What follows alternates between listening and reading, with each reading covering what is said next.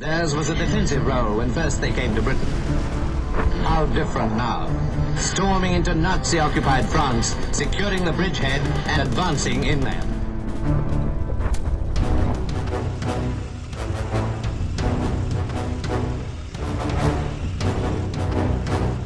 The Museum of American Armor is right here at Old Bethpage Village Restoration, which is a great venue for us here because it really kind of looks like France in 1944, going down those dusty country roads with fences and farm buildings in the background. So it's a perfect backdrop for the programs that we run here.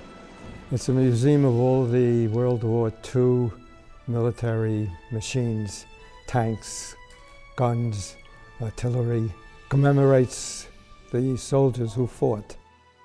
There are many, many people who don't realize what's going on, and having something like this gives them an education on what armor is like and what anti-aircraft is like.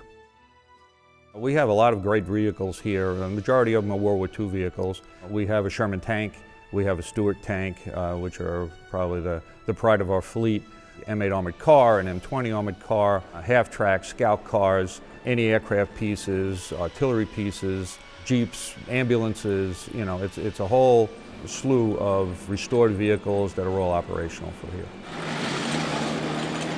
When somebody comes in here, no matter what branch of the service their parents or their uncles or even themselves were in, we have something here that they can relate to. If your dad was in the medical corps, we have an ambulance. If your dad was in the Army Corps of Engineers or the Seabees, we have a bulldozer. If he was in artillery, we have an artillery piece. If he's in a tank, we have a tank, jeeps, staff cars, and World War II fire trucks. Between the history of the vehicles, how the veterans interacted with those vehicles, and how those vehicles made a difference in their survival. A lot of people don't realize, a lot of kids, young people don't realize that 70 years ago, the world was in turmoil. Guys literally lived and died in these vehicles. And now a lot of them have passed on.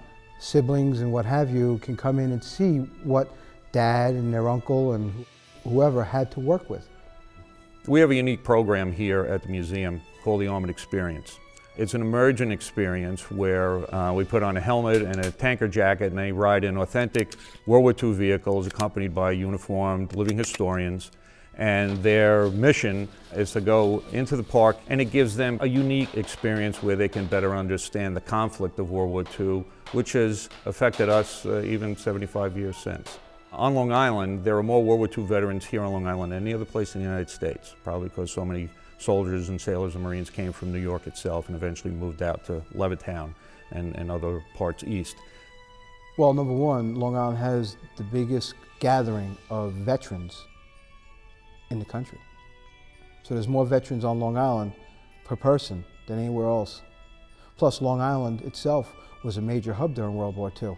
And what better venue to honor these people than to have a museum in place for them to come and visit and to bring their families so they can show them the vehicles and the uniforms and the weapons and equipment that they might have carried or rode in when they were in their service.